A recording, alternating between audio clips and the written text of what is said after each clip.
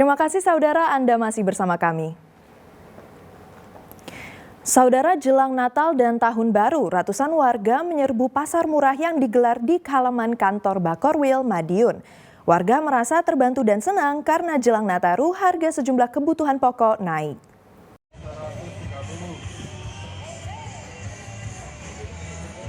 Ratusan warga dari beberapa kecamatan rela antre untuk membeli sembako murah di halaman kantor Badan Koordinasi Wilayah atau Bakorwil Madiun Rabu pagi.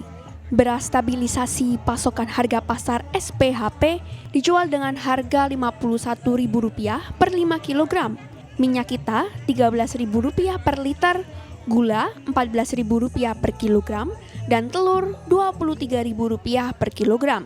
Seluruh kebutuhan pokok tersebut dijual lebih murah dibanding harga di pasaran.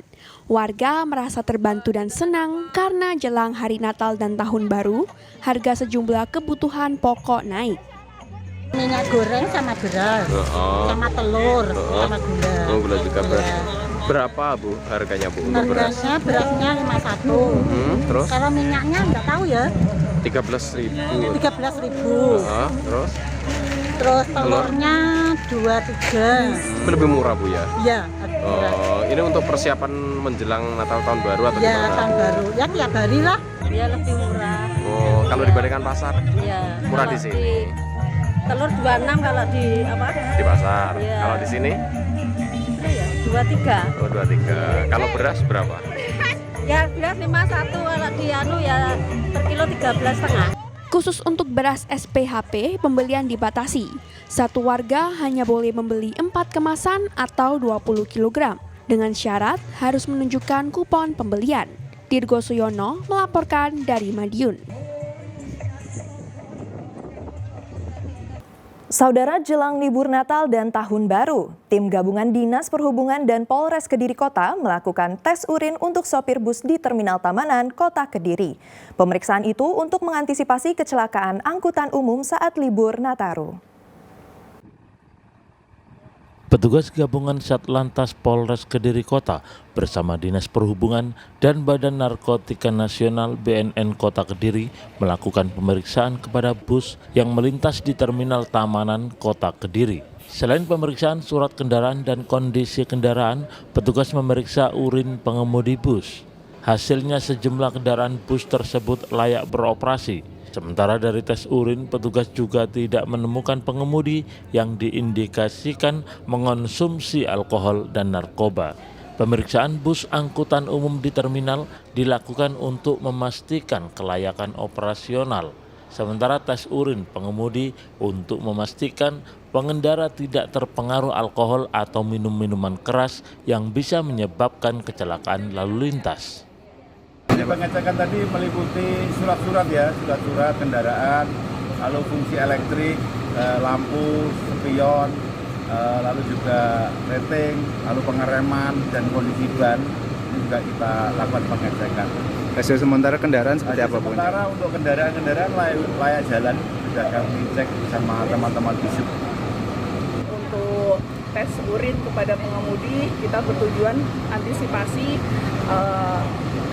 apabila pengemudi, kita pastikan pengemudi kendaraan umum ini tidak ada yang sedang dalam pengaruh alkohol, sehingga menjamin keselamatan penumpang dari keberangkatan sampai tujuan dengan selamat.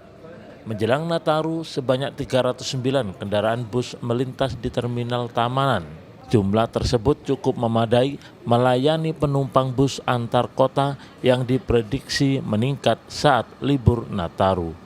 Danu Sukendro melaporkan dari Kediri. Saudara, ratusan tukang angkut sampah di Sidoarjo menggelar unjuk rasa menolak kenaikan bea retribusi pengangkutan sampah. Para demonstran yang kesal tidak ditemui Bupati atau jajarannya nekat menumpahkan tumpukan sampah di depan pendopo Bupati.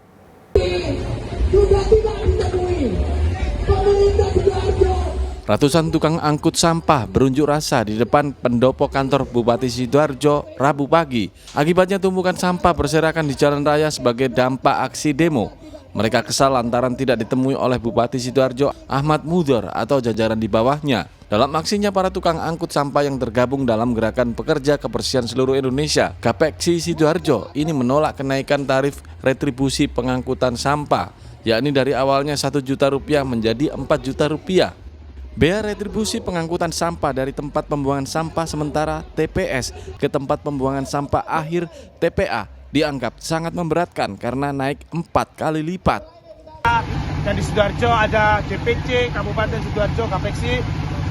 Pada dasarnya aksi hari ini adalah bentuk dari protes pengelola TPST yang ada di Kabupaten Sidoarjo atas penerapan tarif sampah, pengelolaan sampah, yakni pertama tentang retase, yang kedua tentang tonase dan penerapan sistem blood yang ditetapkan oleh Bupati Sidoarjo. Artinya tarifnya terlalu tinggi atau gimana? Ya, tarif bagi pengelola TPST pertama terlalu tinggi, tidak relevan, dan itu sangat merugikan teman-teman pengelola TPST. Para pendemo mengancam akan menggelar aksi serupa jika tuntutan mereka tidak dipenuhi. Usai demo berakhir, tumpukan sampah di depan kantor pendopo Bupati Sidoarjo akhirnya dibersihkan dan akses jalan bisa dibuka lagi. Zainul Fajar melaporkan dari Sidoarjo. Saudara, pemotor tewas karena melawan arus dan tertabrak mobil di Jalan Kedung Coek, Surabaya. Korban melawan arus gara-gara hendak mengambil uang Rp50.000 yang terjatuh.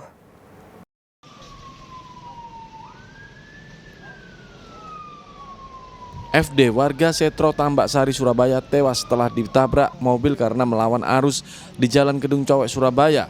Korban bersama rekannya berboncengan motor hendak mengambil uang Rp50.000 yang jatuh sehingga ia nekat berputar balik dan melawan arah dan tertabrak mobil minibus. Kerasnya benturan membuat motor korban ringsek, sementara rekannya yang dibonceng selamat karena melompat dari motor sebelum terjadi tabrakan. Ini korban itu sepedanya. Tapi melawan arus ya? Iya, melawan arus. Ngebut? 2 orang, satunya meloncat. Ngebut ya? Ngebut. Berarti langsung nabrak ya? Iya, langsung nabrak mobil ini. Ini tujuan kemana ini helmnya? Hah? Madura ya? Untuk keperluan autopsi, mayat korban dievakuasi ke kamar jenazah RSUD Dr. Sutomo, Surabaya. Peristiwa kecelakaan ditangani unit Lantas Polrestabes Surabaya. Polisi juga memeriksa sopir minibus dan rekan korban yang selamat. Slamet Riyadi melaporkan dari Surabaya. Saudara, Gunung Semeru di Lumajang kembali erupsi membentuk kolom abu setinggi 800 meter. Badan Penanggulangan Bencana Daerah atau BPBD setempat memastikan erupsi masih aman karena jauh dari permukiman. Gunung Semeru erupsi hingga mengakibatkan terbentuknya kolom abu setinggi 800 meter. Rekaman CCTV ini teramati dari Desa Sumberwulu, Desa Supit Urang, dan Desa Oro-Oro Ombo Lumajang.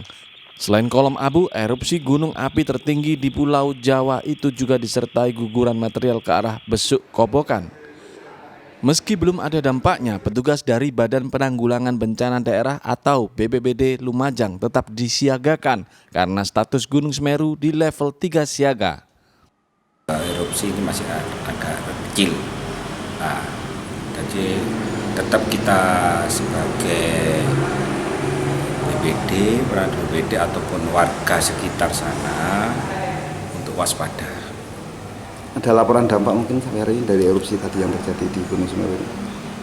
Untuk kejadian ini tidak ada dampak sebenarnya. Ada langkah-langkah yang akan dilakukan BPD? Untuk yang perlu kita waspadai dari pihak BPD sendiri, tetap waspada, kita standby. Mungkin ada yang terjadi apa, nanti kita tetap monitoring. Hasil pemantauan petugas Pusat Vulkanologi dan Mitigasi Bencana Geologi PVMBG periode pengamatan Selasa 19 Desember 2023 dari pukul 06.00 sampai 12.00 WIB, Gunung Semeru mengalami 19 kali letusan dan 2 kali guguran. Petugas pemantauan Gunung Semeru merekomendasikan jarak aman di radius 5 km dari puncak dan 13 km sepanjang aliran sungai Besuk Kobokan. Nur Salim melaporkan dari Lumajang. Kita ke informasi ringan, saudara. Di tengah melimpahnya buah durian saat musim panen tiba, seorang ibu rumah tangga di Kecamatan Wonosalam, Kabupaten Jombang, berinovasi menyajikan durian dalam bentuk pancake. Dari kreativitas ini mampu mendatangkan pundi-pundi hingga jutaan rupiah.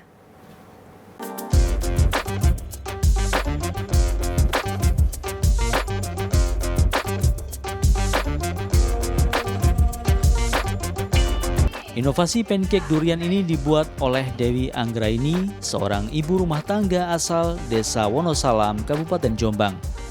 Pancake atau panekuk durian adalah daging buah durian bercampur krim kental manis yang terbungkus kulit dadar tepung. Kreasi sajian durian ini berawal dari melimpahnya hasil panen durian di daerahnya.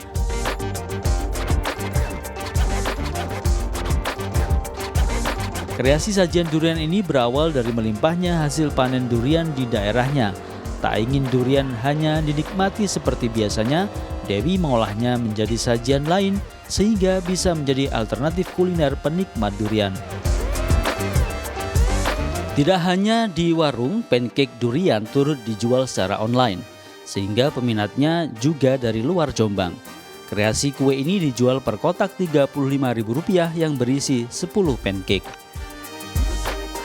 Bahkan ada pelanggan yang sengaja datang ke warung Dewi yang ada di lereng Gunung Anjasmoro. Selain menikmati lezatnya pancake durian, pengunjung bisa menikmati segarnya alam pegunungan dan asri. Oh ya, saya mau ambil pesanan pancake durian sama menikmati rasanya pancake. Oh ya, mas, saya sudah langganan di sini satu minggunya saya ambil 20-40 box. Saya jual lagi di rumah. Rasanya itu lebih enak, lembut, dan lebih original. Awal inisiatifnya itu kan saya jualan durian dan waktu itu melimpah. Jadi inisiatif untuk meraup cuan yang lebih. Saya punya ide untuk bikin pancake ini. Saya bikin setiap harinya itu sekitar 1 kilo adonan. Itu bisa sekitar 25 box. Dalam musim panen kali ini, produksi pancake durian meningkat 3 kali lipat dibanding hari biasanya.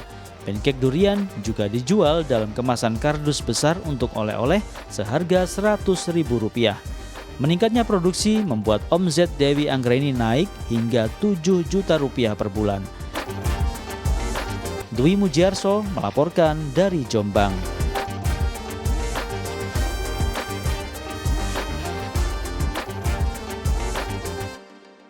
Dan saudara, informasi tadi sekaligus menjadi akhir perjumpaan kita dalam Liputan 6 SCTV Daerah Jawa Timur kali ini.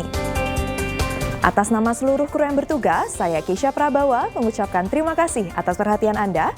Selamat beraktivitas dan salam SCTV.